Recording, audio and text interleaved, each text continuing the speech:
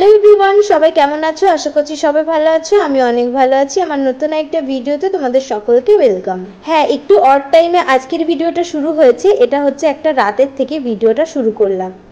আজকে আমি মায়ের সাথে করেছি ঝগড়া, সেই কারণে আমি আজকে আলাদা শোবো ঠিক করেছি। রাত্রেবেলা তো মায়ের সঙ্গে শুই, কিন্তু মায়ের সাথে ঝগড়া হয় আমি কথাও বলছি না, আর মায়ের সঙ্গে আজকে শোবো না। সেই কারণে এই খাটে আমি এখন এক বুক দুঃখ নিয়ে বিছানা তৈরি করি। আর এই খাটে একটাই বালিশ ছিল, তাই আমি আর ও ঘরে বালিশও আনতে যাইনি। সোফার বালিশ কটা নিয়ে এসেছি কোল বালিশ বানাবো বলে। বিছনা রেডি করা কমপ্লিট। রাতের সমস্ত কাজকর্ম সেরে জল খেয়ে এখন পড়বো শুয়ে। ঠিক আছে, চলো শুয়ে পড়ি, সকালটা আবার শুরু করা যাবে। আমার একদমই ঘুম ভালো হয়নি। মাঝরাতে অনেকবার মা এসে এসে চেক করে গেছে, জানো তো। আমি টের পাইনি, মা পরে বলেছিল, কারণ পরের দিন নিয়েই আমার মায়ের সঙ্গে সব মিটমাট হয়ে গেছিল। সকালবেলা ঘুম থেকে উঠে সবার প্রথমে রোদ দেখে জামা কাপড়গুলো মেলে দিচ্ছি। জানি না আবার কখন দৌড়ে এসে তুলতে হবে, কারণ বর্ষাকালে তো সব থেকে ভালো গেম হচ্ছে জামা কাপড় তোলা আর মেলা। তারপরে এসেছি ঘরের কাজকর্মগুলো সেরে নিতে। এখন ঘরটা ভালো করে ঝাড়ু দিয়ে নেব। কদিন আগেই মামাবাড়ি থেকে এসে বাড়ি আসতে না আসতেই আবার কেন মামাবাড়িতে ছুটতে হলো, সেটাই তোমাদের আজকের এই ভিডিওতে জানাবো আর আজকের এই ভিডিওতে দেখাবো।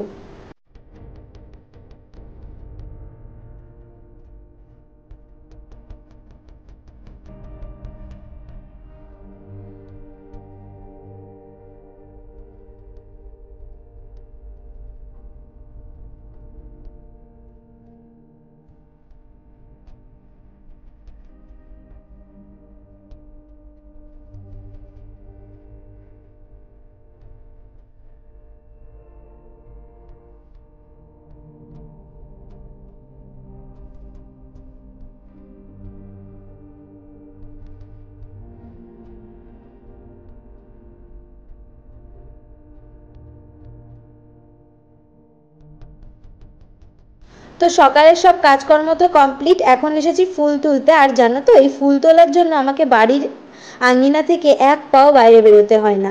ছাদের থেকে আর আমাদের এই উঠান যেটুকু, এইটুকু জায়গার থেকে যত পরিমাণে ফুল হয়, তাতেই আমার প্রচুর ফুল হয়ে যায় আর আমার পুজো সম্পন্ন হয়ে যায়। এই নয়নতারা গাছগুলো যখন লাগিয়েছিলাম প্রায় 1 থেকে 1.5 মাস আগে, এমন অবস্থায় লাগিয়েছিলাম ভাবতে পারিনি গাছগুলো বেঁচে যাবে, কারণ যেখানে লাগিয়েছি ওখানে একটুও মাটি নেই, শুধু পাথর।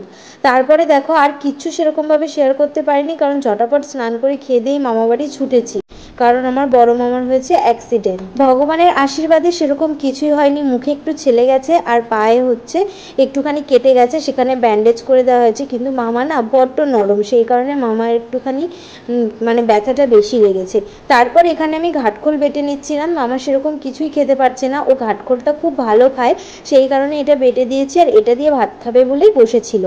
তো অনেকেই বলতে পারো যে অ্যাক্সিডেন্ট হয়েছে সেটার আবার ভিডিও করেছে কেন? কি করব বলো, ডেলি ব্লগ যেহেতু দিই, তো সব ক্লিপস তো তোমাদের সাথে শেয়ার করি, তো এটা আর বাদ রাখি কী কারণে?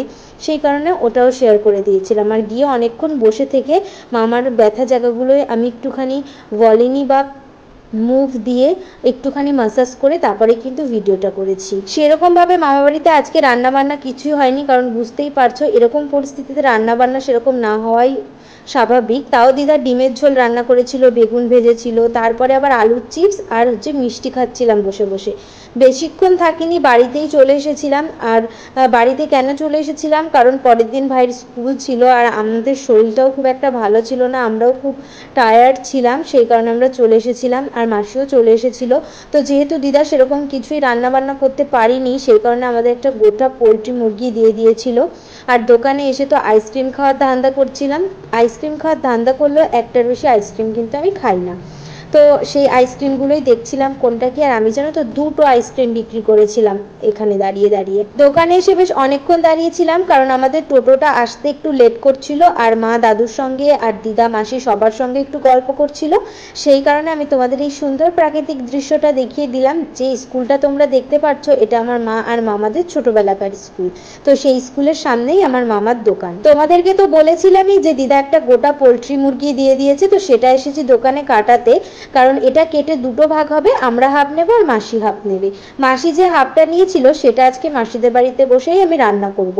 তো গিয়ে আমি সঙ্গে সঙ্গে ড্রেসটা চেঞ্জ করে নিয়েছি, করেই এখন মাংস রান্নার জন্য সমস্ত কিছু গুছিয়ে নিচ্ছি। আর পুরো মানে ডিটেলসে তোমাদের মাসিদের বাড়ির ভিডিওটা শেয়ার করতে পারিনি, তার কারণ প্রথমত কারেন্ট ছিল না, আর দ্বিতীয়ত আমার ফোনে মাত্র 20% চার্জ ছিল। আর মাসিদের বাড়িতে এমার্জেন্সি লাইটও ছিল না, একটা ডুম লাইট জ্বালানো রয়েছে, সেটা হচ্ছে ওটা এমার্জেন্সি লাইট, বাট ওটা আমি সব জায়গায় নিয়ে যেতে পারবো না, ওটা পার্মানেন্টভাবে এক জায়গায় বসানো, সেই কারণে ফোনের লাইট ধরে কাজ করতে হয়েছে। তো ফোন সুইচ অফ হয়ে গেছিলো বলে সেরকম আর কিছুই ভিডিও করা হয়। কিছু গুছিয়ে নিয়ে তো ঝটাপট রান্না বসিয়েই দিয়েছি, কিন্তু সত্যি কথা বলতে বাড়িতে এসে আবার একটা নিমন্ত্রণে গেছিলাম, আমরা তো প্রায় ভুলেই গেছিলাম নিমন্ত্রণটার কথা। তো বাড়িতে এসে যে সমস্ত ব্যাগপত্র ছিল, আমরা তো আর বাড়িতে ঢুকিনি, মামা বাড়ি থেকে এসে মাসিদের বাড়িতে গেছিলাম, সেই কারণে আমাদের ব্যাগপত্রগুলো সব আমাদের সঙ্গেই ছিল। তো সেই ব্যাগপত্রগুলো বাড়িতে রেখে দিয়েই গেছিলাম, রেখে একটা জায়গায় নিমন্ত্রণের জন্য গেছিলাম। তো রান্না ঝটাপট এখানে সেরে নিলাম, সেরে নিয়ে এখন সেই নিমন্ত্রণটা বাড়িতে এসেছিলাম। আর সমস্ত জায়গার কারেন্ট যেহেতু অফ ছিল, সেই কারণে চারিদিকটা পুরো অন্ধকার, আর আমরা অপেক্ষা করছিলাম কখন কারেন্ট আসবে।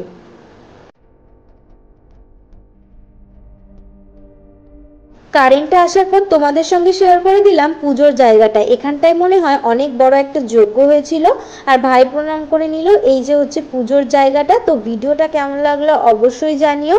খুব বড় ভিডিও করা আমি আগেও বলেছি তোমাদের যে আমার পক্ষে সম্ভব হয় না, আর এডিট করাও সম্ভব হয় না।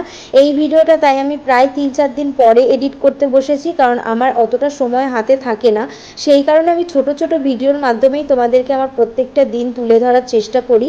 তো কেমন লাগলো ভিডিওটা অবশ্যই জানিও। তারপরে আমরা প্রসাদ খেতে বসেছি, প্রসাদে ছিল খিচুড়ি, ঘ্যাট, আর তার সঙ্গে ছিল 2 রকমের মিষ্টি। তাহলে চলো বাই, আবার দেখা হবে নতুন একটা ভিডিওতে। ততক্ষণে সবাই সুস্থ থেকো, ভালো থেকো।